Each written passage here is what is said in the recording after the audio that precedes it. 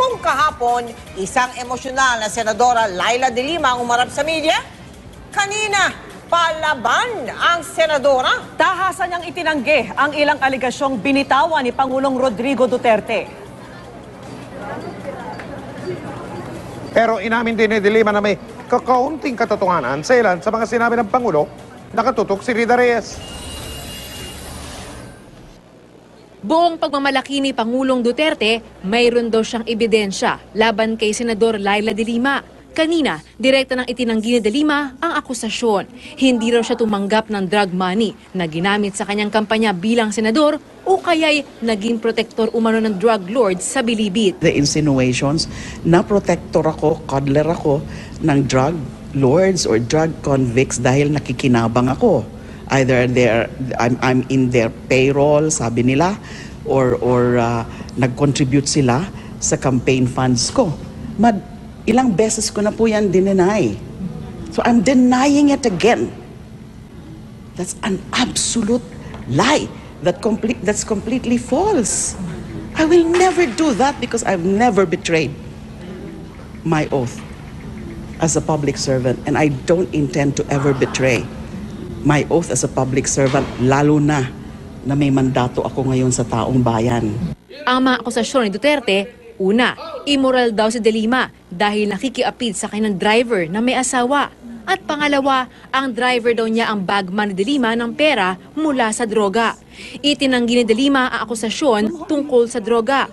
Pero aminado siya na may kaunting katotohanan sa sinabi ni Duterte. May konting totoo dyan, pero karamihan ho dyan, exaggerations, distortions, and lies.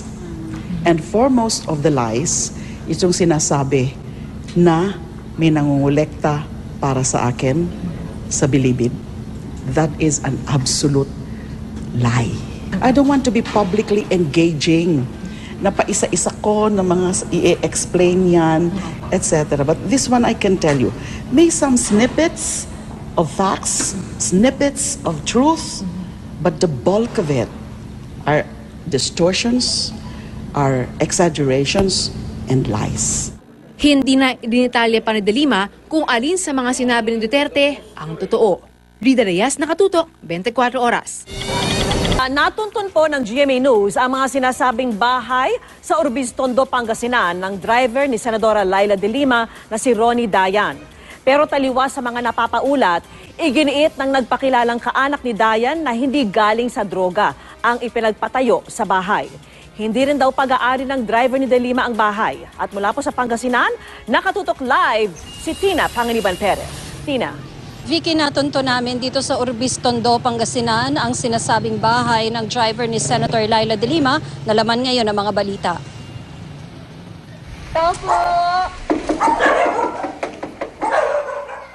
Maliban sa tahol ng mga aso, tahimik sa bahay ni Ronnie Palisok Dayan ang sinasabing driver ni Senator Laila de Lima. Kinumpirma ng kapitbahay na nagpakilalang tiyuhin ni Dayan na doon nga raw sa bungalow na kulay orange siya nakatira. Yung orange po, yun yung bahay nila. Yun ang pinagawa niya na alam ko. Sa di kalayuan, nakatayo ang isang puting bahay na lumabas sa mga report na umunoy kay Dayan daw.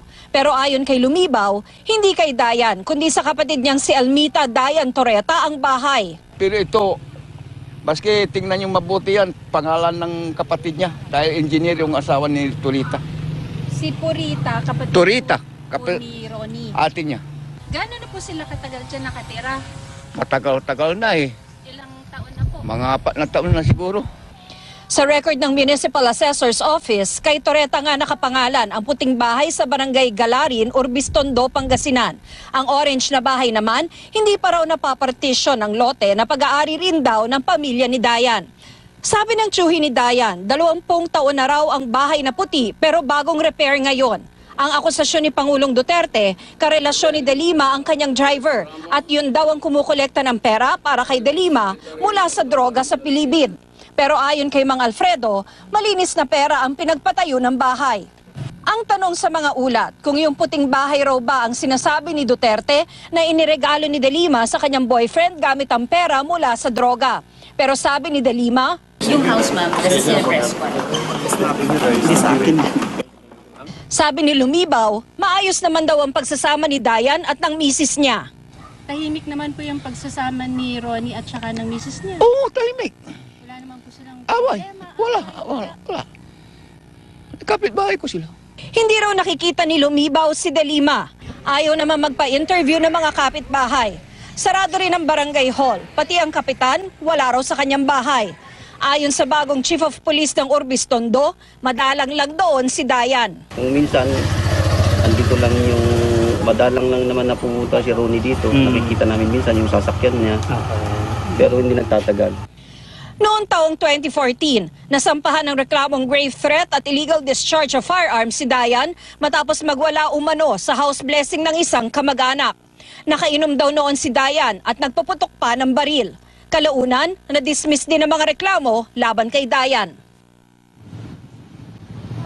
Sinikap namin makausap ang misis ni Dayan at makakuha ng litrato ng sinasabing driver pero bigo kami, Vicky. Nakaligtas sa tangkang pananambang ang isang barangay captain sa Luzon, Manila. Hindi kasi pumutok ang baril na itinutok ng suspect na isa ring barangay captain. Nahuli kamang pangyayari at ang tumutok ay si Emil Sumangil. Eksklusibo. Pagkabunot ng baril ni Kapitan, inikutan na niya agad ang sasakyan ng kapwa niya chairman na kanyang kaalitan. Itinutok niya ang dala niyang baril sa nakabukas na bintana ng sasakyan. Pero napaatras siya dahil may gumit ng mga tao. Nakalapit siyang muli sa sasakyan at tinutukan ulit ang nasa loob. Naawat lang siya pagdating ng iba pang mga tao. Ang nasa loob ng sasakyan, barangay chairman din, si Esmeralda Chua ng barangay 220 sa Tondo. Ayon kay Chua, 3 beses kinalabit ni barangay 213 chairman Eddie Peña ang gatilyo ng dala nitong pistola pero di raw ito pumutok. Ayon kay Chua, mainit sa kanya si Peña dahil pinabubuwag nga sa kanyang barangay ang illegal terminal ng mga pampasaherong jeep kung saan si Peña ang association president. Sinampahan na raw niya ng reklamong frustrated murder sa Manila Police si Peña. Maliit lang po yan, pwede niya ako kausapin, kaya lang minsan din niya ako kinausap. Pero ayon sa mga jeepney driver na aming pinuntahan kanina sa illegal terminal ng mga jeep, meron mo nung silang personal na usapan na pinag-aawayan, hindi po namin alam yun. Okay. Kasi kami lang po dito, nagtatrabaho lang din kami. nadamay lang sa away ang pilahan at may personal daw talagang alitan ng 2 kapitan. Hindi po ba bawal ito dahil yun ang sinasabi niya sa amin? Sa bawal kasi illegal terminal po yan. Kaya lang wala po kaming magagawa. Andito po yung tao eh. Sinubukan namin kunan ng pahayag si Peña pero ayon sa kanyang mga kagawad, kukonsultahin muna raw ni Kapitan ang kanyang abogado bago magkomento. Emil Sumangil, Nakatutok, 24 Oras. 643 na po ang mga nasawing sangkot umano sa ilegal na droga. Base po yan sa tala ng GMA News mula nang maupo sa pwesto si Pangulong Duterte hanggang kaninang alas 3 ng hapon. 387 ang nasawi sa mga police operation, 252 ang pinatay ng mga hindi pa nakikilalang salarin. 359 ang armado umano ng mapatay. Karamihan sa kanila nahulihan umano ng hindi tukoy na kalibre ng baril. 133 ang may kalibre 38 umano, 45 naman ang nakuhanan daw ng kalibre 45. Isang babaeng drug pusher na dati nang sumuko sa pulisya ang nahuling nagbebenta na naman ng illegal na droga sa San Mateo, Rizal. Ang buy-bust operation, tinutukan ni Cesar Apolinario, exclusive. Ano yung galaw? Yung galaw hindi tumitigil. Mismong concerned citizen ang nagsumbong sa opisyal ng barangay Banaba, San Mateo, Rizal na kahit sumuko na sa ilalim ng Oplan Tokang noong nakaraang buwan, ang 36 na taong gulang na umanay pusher na si Jocelyn Aguilar. Tuloy pa rin daw ito sa pagtutulak ng droga. Kaya kagabi ikinasa ang buy-bust operation. Naghintay muna ang mga tanod sa isang kubling lugar. Nang matiyak na nakakuha ng droga ang asset, sinalakay ang bahay ni Aguilar na kilala sa alias na Nini. Pagpasok namin, kita namin yung mag-asawa, mag-living partner. Agad kong tinaamin kung asan yung ibang drugs na hawak niya. Agad naman niya itinuro. Nasaan, sir? At iyon nakita ko sa pitaka at mismong siya nagbukas. Hindi bababa sa 10 sachet ng hinihinalang shabu ang nakuha sa kanyang wallet. Agad dinala si Aguilar at ang kanyang kinakasama sa barangay. Ang kapitan ng barangay nagulat sa pagkakadakip sa sospek. Lalo't kasama siya sa listahan ng mga personalidad sa barangay na nasa watchlist na sumuko na at sumama sa community service. Akala niya hindi na siya mamomonitor. Magiging cover niya na yung paglilinis, yung pagsuko. May mga information na pumapasok sa through text, no? Yung mga kapwa niya, mga sumuko, kapwa niya user, pusher, nire-report siya. So lalo ng isang linggo, mga tatlong beses may mga report na gano'n. Ba't nagbalik ka ulit? Nagbaha lang naman po kasi. Nung nagbaha po, wala po kami makain talaga. Ang pinagtataka ko, marami naman doon. Bakit ako naman agad ang kinuha? So ibig sabihin, marami pa doon na sumuko sa nabenta? Oo, marami. Mga ilan? Marami. Mga ilan? 10? 20? Ganun. Naharap ang sospek at ang kinakasama niya sa reklamong paglabag sa RA 9165 o Comprehensive Dangerous Drug Act dahil sa pagtutulak ng droga. Cesar Apolinario, Nakatutok, 24 Oras. Dalawang lalaki ang bigla na lang itinumba sa magkahiwalay na lugar sa Caloocan. Dalawa pa ang namatay sa lungsod nang makaengkwentro umano ng mga pulis. Nakatutok si Katrina Son. Nakahandusay at wala ng buhay ang dalawang di pa nakikilalang lalaking ito. Matapos umanong makipagbarilan sa Pulis Caloocan pasado alas 11 ng gabi sa C3 Road, Barangay 28. Nakatanggap umano ng tawag mula sa 911 na otoridad na may kahina-hinalang mga lalaki sa lugar. While on their way, napansin nila itong nakamotorsiklo na dalawa na nag-fit dun sa description nung tinawag nga ng Operation Center. Nakatakip ng bonnet ang mukha ng dalawang sinita, ngunit agad daw na bumunot ng baril at pinaputukan ng mga pulis. Ayon sa Barangay Tanod, maaring mga hold-upper daw ang mga napatay na nambibiktima ng mga truck driver sa C3. Pero tingin ng pulisya, miyembro ng Gun for Hire ang grupo. May nakita kasi sa kanila na larawan ng 3 tao at sketch ng bahay. Nakuha rin mula sa mga napatay ang 2 kalibre 45, isang sachet ng hinihinalang shabu at isang sachet ng hinihinalang marijuana. Nakabonet din umano na riding in tandem ang nakapatay kay Gilbert Manansala sa Libis na Durata, Barangay 18, Caloocan kagabi. Yung narinig ko po, sunod-sunod na putok po, mga 7 siguro. Inamin ng kapatid ng biktima na dating gumagamit ng droga si Gilbert pero may panawagan siya sa pamahalaan. Sana tagunan ang trabawin naman nila, mga nakabonit naman. Huwag naman yung mga inosenteng tao na patay na lang ng patay, di ba? Napakabait po tao niya, kapatid ko na yan. Kaya po yung nangyari sa kanya, hindi ko po talaga matatanggap. Emosyonal naman ang kapatid ng biktimang si Randy Navoa. Pinasok daw ng isang di pa nakikilalang lalaki ang biktima sa bahay niya sa Road 9, Barangay 164, Caloocan City, alas 3 ng madaling araw. Malaki daw po ang katawan, malaki ang tiyan, tas bukbukin daw po yung mukha na malaki ang mukha. Dati na rin daw sumuko ang biktima at minsan na ring nahuli sa buy bust. Katrina Son, Nakatutok, 24 Oras. At sa ibang balita, nanawagan ang 2 human rights expert ng United Nations na wakasan na ang extrajudicial killing sa Pilipinas. Giit nila, ang mga alegasyon ng pagtutulak ng droga ay dapat sa korte hinahatulan at hindi dapat inilalagay sa kamay ng tao ang batas. Ayon kay UN Special Rapporteur on Summary Executions, Agnes Calamard, hindi dapat konsintihin o protektahan ang mga nasa likod ng summary execution. Sabi naman ni UN Special Rapporteur on the Right to Health, Dainius Puras, dapat itinuturing na isang public health issue ang mga nalululong sa droga. Anila, hindi sapat ang pagkondena lang ng Pangulo sa vigilante killing at mungkahin nila, masusi itong imbestigahan. Sagot naman ng Palasyo, iniutos na ng Pangulo sa NAPOLCOM na imbestigahan ang mga tauhan ng PNP na isinasangkot dito. Pero hindi pa rin daw dapat sinisisi sa gobyerno ang mga patayan. Anila, hindi ito patas para sa mga pulis na itinataya ang buhay para sa paglaban sa droga. Narito po ako ngayon sa Rojas Night Market, dito po sa gitnang-gitna ng lungsod ng Davao. Ipapakita po namin sa inyo yung mga sa likuran ko at sa kabila naman. Kita nyo, daan-daan po ang nagtitinda rito ng sari-saring produkto. Masaya po rito. Masiglang-masigla po itong night market ito. Yan, nakikita nyo yan ay kabubukas pa lamang nitong night market. At tumatagal ito araw-araw hanggang alas 12 ng ating gabi.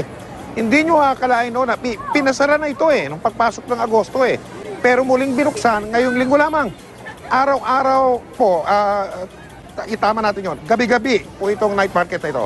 Pero pansin daw ng mga nagtitinda rito, lalo pang dumami ang mga mamimili ngayong Kadayawan Festival.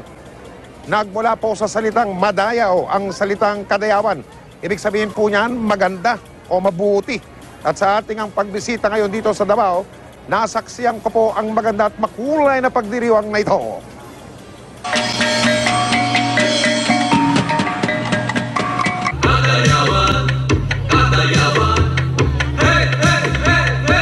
Ito ang mga pabating sumalubong sa aking pagdating.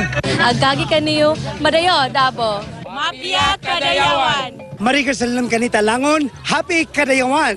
Madayo, Dabo! Happy Kadayawan! Abala sa paghahanda ang Santa Ana High School para sa inaabangang indak-indak sa kadalanan o street dancing bukas.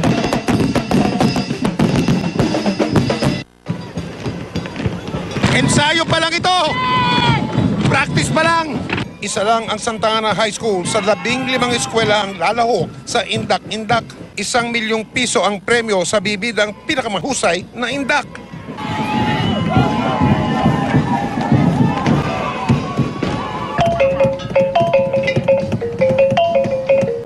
Kaninang umaga, bumida sa Madapo Hills hanggang bukana ng Davao River ang Subang Sinugdanan o Tribal Fluvial Parade. Tampok dito ang 11 indigenous tribes sa Mindanao gaya ng Tagabawa, Tausog, Maranao at Maguindanaon. It's really highlighting the cultures of the 11 Lumad and Moro communities in Davao. Bukod sa indak-indak bukas, may float parade para sa darating na araw ng linggo. Inaasahang 150,000 bisita ang dadalo sa mga pagtitipong yan sa pagtatapos ng linggo o weekend. Kaya nagtalaga na ng 3,000 pulis sa lungsod ng Davao. Imbitado sa iba't ibang aktibidad si Pangulong Rodrigo Duterte pero hindi pa malinaw kung papaunlakan niya ang mga ito. Mga kapuso, si Mayora po ng lungsod ng Davao, si Mayora Inday Sara Duterte ay hindi po makakadalo sa iba't ibang mga aktibidad ng Kadayawan Festival. Ito po ang dahilan. Buntis po si Mayor Inday. Buntis po sa triplets. Nakatutok si Sheila Vergara Rubio ng GMA Davao. 5 araw na ngayong tumatakbo ang 31st Kadayawan Festival sa Davao City. Pero napansin ng marami, nasaan si Mayor Inday Sara Duterte? Kanina binasag ni Mayor Inday ang kanyang katahimikan sa pamamagitan ng kanyang information officer. Ayon kay Jeffrey Tupas, mahigit 1 buwan na raw nagdadalang tao ang kanilang mayora. We are expecting triplets and they are doing well on their 7th week. Ipinakita sa media ang ultrasound na kuha noong nakaraang linggo sa Davao Doctors Hospital.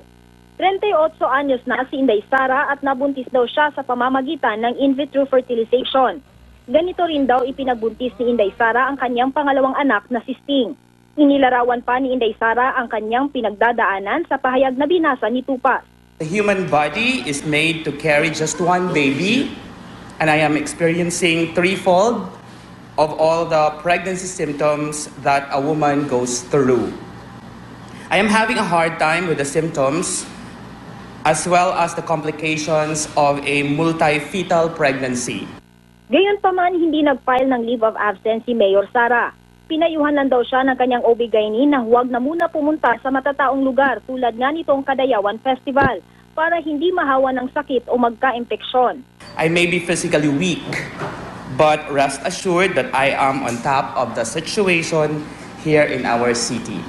Ikinatuwa naman ni President Duterte ang balita. Siyam na ang apo ni Duterte sa kanyang 3 anak at ang pagdating ng triplets sa first family ay inspirasyon daw sa kanya para doblihin ang oras sa paglaban sa droga at kriminalidad. Sheila Vergara Rubio, nakatutok, 24 oras. Pansamantala na ang pinalaya ang NDF consultants na sina Benito at Wilma Tiamzon. Kabilang po sila sa mga dadalo sa peace talk sa Norway sa susunod na linggo. Nakatutok si Rafi Tima. Paglabas sa PNP Custodial Center, taas kamaong nagbigay pugay si Benito Tiamzon sa mga taga-suportang nag-aabang sa kanyang paglaya kasama ang asawang si Wilma. Dalawa sila sa 22 National Democratic Front Consultants na pinayagan ng iba't ibang korte na magpiyansa para makadalo sa muling pagbubukas ng usapang pangkapayapaan sa Oslo, Norway sa susunod na linggo. Kami ay nagpapasalamat kay Presidente Rodrigo Duterte sa pagpapalaya sa amin at sa pagbubukas muli ng usapang pangkapayapaan. Ayon sa Office of the Presidential Advisor on the Peace Process o OPAP, ang pagpapalaya sa mag-asawang Tiamson ay patunay na sincero ang pamahalaan na umusad ang peace process. Iginagalang naman daw ng AFP ang pasya ng korte at sinusuportahan ang pagnanais ng Pangulo na makamit ang kapayapaan. Nahaharap ang mag-asawang Tiamson sa 30 kaso sa 4 na magkakahiwalay ng korte, kabilang ang multiple murder. Kasama ng iba pang pinalayang NDF consultants, nagpasalamat sila sa Administrasyong Duterte. Susubukan daw nilang maiayos ang kanilang mga travel documents at visa ngayong araw para makabiyahe pa Norway. Kasabay nito, ikinuwento ng ilan ang umunoy pananakit ng maaresto at habang nasa kulungan. Sinapak ako ng bag ko dito sa mukha. Bin later naman, wala namang nangyayari. Ayon sa mga Tiamson, malaki daw ang kanilang pag-asa ngayon na magtatagumpay na ang usapang pangkapayapaan. Pero hindi pa rin daw nila isinasantabi ang armadong pakikibaka. Rafi Tima, nakatutok, 24 oras. Isa pang petisyon ang inihain sa Korte Suprema para pigilan ang planong paghihimlay kay dating Pangulong Ferdinand Marcos sa libingan ng mga bayani. Kalakip nito ang mga salaysay ng ilang dumanas sa karahasan noong panahon ng martial law. Nakatutok si JP Soriano. Bitbit ang dokumento nagtungo sa Korte Suprema kanina ang human rights groups na bantayog ng mga bayani claimants 1081 at Sandigan para sa Mag-aaral at Sambayanan o SAMASA. Hiling nila sa Korte Suprema pigilang mahimlay sa libingan ng mga bayani si dating Pangulong Marcos. Hindi lang to simpleng paglibing. Ito ay pagkilala dun sa tao bilang bayani. Ito ay pagbura dun sa kanyang record bilang kriminal. Ito ay pag-reverse dun sa historical findings at yung official policy initiated in the Constitution na si Marcos ay human rights violator. Ang ikatlong petisyong inihain sa SC laban sa Heroes Burial kay Marcos naglalaman ng mga salaysay na mga inabuso noong martial law. Katulad ni Hilda Narciso na dinakip ng walang warrant of arrest sa Davao City noong martial law. Doon ko nadanas yung multiple rape. I want to speak in behalf of the many other victims dahil ang daming mga kababaihan noon na ganon ang dinanas, mabuti ako buhay. Ang mapait namang sinapit noon ni Aida Santos, inabot daw ng 30 taon para maghilom. 5 buwan ho akong sumisigaw gabi-gabi na papianuhin ako. Kasi ho, pag hindi kayo nagpiano, wala ho kayo, pwede kayong to be made to disappear. Kaisa sa petisyon ang dati ring human rights victim at dating CHR Chair Eta Rosales. To accord him the pomp and pageantry of a hero's burial is to dishonor the victims of murder, summary executions, forced disappearances, and massacres whose only memorials are the courage and patriotism of the lives they gave up. At ayon sa mga petitioners, habang magaganap ang oral arguments sa Korte Suprema, patuloy din daw ang mga gagawin nilang kilos protesta para pigilan ang pagpapalibing kay dating Pangulong Marcos sa libingan ng mga bayani. JP Soriano, nakatutok, 24 oras. Pumukaw po ng damdamin ang video ng isang batang nasagip sa gitna ng giyera sa Syria. Nailigtas mula sa isang binombang gusali ang musmos. Tulala ang bata nang iupo ng rescuer sa ambulansya. Tila nabigla sa mga ingay at gulo sa paligid. At kahit nakita niya ang dugo mula sa kanyang mukha, walang narinig na iyak mula sa paslit. Kinilala ang 5 taong gulang na batang yan na si Omran Daknish. At bukod sa kanya, may 2 pang batang nasagip sa lugar. Ligtas din ang mga kaanak ng batang si Omran. 5 taon nang may civil war sa Syria at lalo pang tumindi nang maglunsad din ng airstrikes ang Russia laban sa mga rebeldeng tumutuligsa kay Syrian President Bashar al-Assad.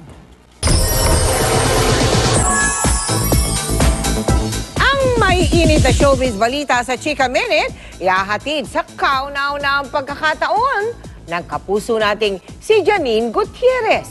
Janine? Thanks, Mel. Bata pa lang ibang level na ng kabibuhan ang ipinakita ng ilang celebrity kids sa kanilang pag-aaral at iba pang learning activities. Todo suporta syempre ang kanilang parents. Makichika kay Aubrey Carampel. Ang Ang social media sweetheart na si Baby Scarlett Snow Bello, focused sa kanyang first reading lessons kasama ang kanyang daddy Hayden. R. This one is? M.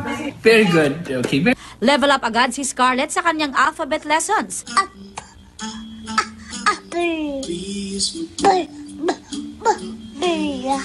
Kinarir pati ang nursery rhyme. Busy man sa kanyang afternoon seryeng sa piling ni nanay, hands-on pa rin si Yasmin Curdy sa pagtuturo sa anak niyang si Ayesha para sa buwan ng wika presentation. Ako'y laga, asurba, buntot ahaba, ang kinis ang muka. Kahit sa school, na-review pa ni Mommy Yasmin si Ayesha sa lessons. At tila ginugroom din ang chikiting para maging Olympic gymnast. Si Mommy Bettina Carlos naman, tinest ang kanyang anak sa natutunan sa religion class. He was floating at the basket. Pretend that this is the basket and was inside it. Bukod sa Filipino at English, at a very young age, multilingual na si Baby Gummy. Nagka-last song syndrome o LSS na rin yata sa may tatlong bebe ang dalawang chikiting ni Sunshine Dizon. May tatlong bibis ako nakita. Kwak, kwak, kwak, kwak, kwak. Pisikala naman ang activity ng anak ni na Juday at Raya na si Lucho. Mala-action star din ang bata sa kanyang ninja moves. Aubrey Carampel updated sa showbiz happenings. Susunod, si Baby Leticia, enrolled na sa music school. At ano-ano nga ba ang kinauhumalingang koleksyon ni na Idol? Tuloy ang pagtutok dito sa 24 Oras. Larawan ng isang proud mommy si Marian Rivera tuwing nagkukwento tungkol kay Baby Zia. At kahit wala pang 1-year-old si Baby Zia, naka-enroll na siya sa music school. Makichika kay Nelson Canlas. Bakas ang labis na kasiyahan kay Marian Rivera sa tuwing napag-uusapan si Baby Leticia. Bilang nanay, malaki raw ang kanyang ipinagpapasalamat na lumalaking masayahin at masunurin ang anak nila ni Dingdong Dantes. Ibinalita ni Marian na twice a week ay dinadala na niya sa toddler music school ang kanyang anak. Mahilig siya sa music. Tsaka friendly siya eh, matouch siyang tao. Sabi ko nga, very sweet na bata. Mana sa'yo? Tsaka bungis-ngisera eh. Mana nga sa akin. Nagkwento si Marian sa nakaraang pagbisita nila sa Balisin Island. Birthday gift daw ni Dong ang trip kung saan kasama ang buo niyang pamilya. Priceless kasi talaga. Kompleto na ba bang iisipin ko, hindi ba? Tapos nag-text pa yung tatay ko tsaka yung mga kapatid ko, nag-send pa ng picture sa akin na happy birthday. So sabi ko, kompleto talaga. Sa ngayon, naghahanda na rin si Marian sa mga susunod niyang proyekto na hindi pa niya pwedeng i-reveal. Hindi ka pa rin talaga mamilis ng fan? Hindi pa rin. Sinisiguro ko yan. Nelson Canlas, updated sa Showbiz Happenings. Hobby ng ilang kapuso stars ang mangolekta ng iba't ibang items. Si Marian Rivera fascinated sa mga butterfly, kaya pati sa kanyang likod, may butterfly tattoo siya. Mahilig din si Marian sa designer brooches. Koleksyon naman ni Carla Abellana ang mga gamit na tatak Katy Perry. Pati looks ng singer, ginagaya rin ni Carla. Si Heart Evangelista, may collection naman ng teacup sets. Habang ang pambansang bae na si Alden Richards, may watch collection na pwede sa iba't ibang okasyon. That's it for our week-long chikahan. Sa ngalan ni Iya Villania, ako po si Janine Gutierrez. Mel, Mike, Vicky. Salamat, Janine. Galing naman. At yan po mga balitang ating tinutukan.